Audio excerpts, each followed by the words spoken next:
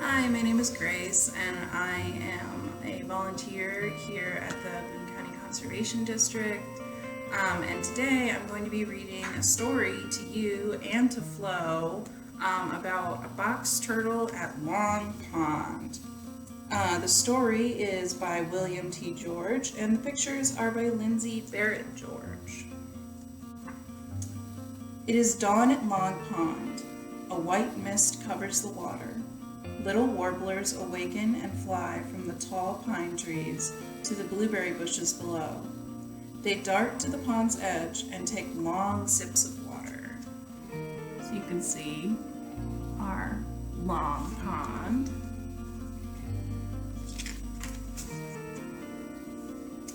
Something moves by a rotting birch log. All the birds are still.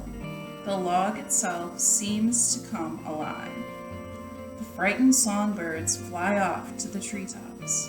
A head with red eyes appears from within the crumbling tree. It is a box turtle. He has burrowed into the log to stay warm during the cold autumn night. So there he is, popping up from the log.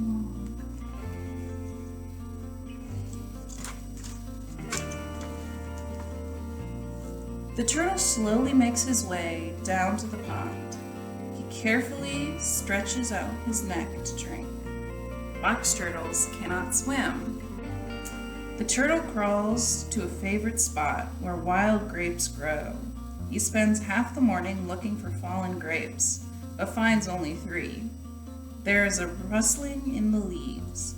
The box turtle looks around and sees a chipmunk with a big grape in its mouth. There's our chipmunk friend.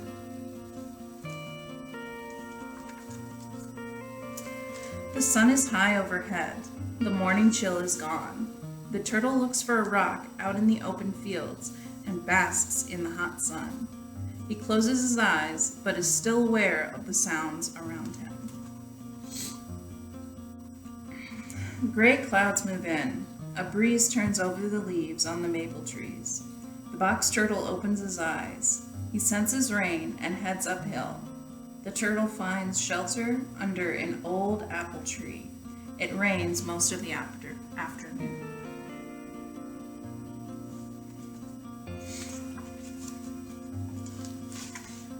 The rain stops and the sun comes out. The heavy rains have driven the worms out of their holes in the ground. Some have crawled onto a large, flat rock. As quickly as he can, the box turtle bites the heads off of each squirming worm. Then he goes back to eat them one by one. A young raccoon walks up to the stone. She is also looking for worms. The box turtle sees her and quickly draws himself up into his shell. So we talked about how Flo can hide herself in her shell. This is her doing that. The raccoon turns him over, but cannot pry the shell open with her little fingers. She eats the worms and wanders off. The box turtle listens and waits, hearing nothing.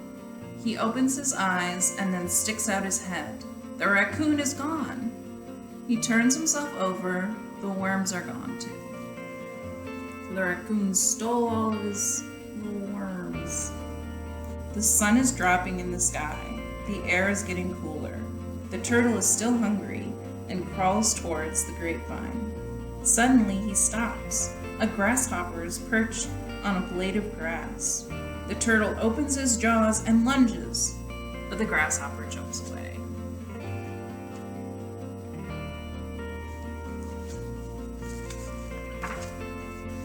When he reaches the vines, the box turtle hears a thrashing sound. A grouse is hitting the grapes with its wings. Another grouse is feeding on the ground. He is frightened by the turtle, and he flies away. The box turtle eats grapes until he's full.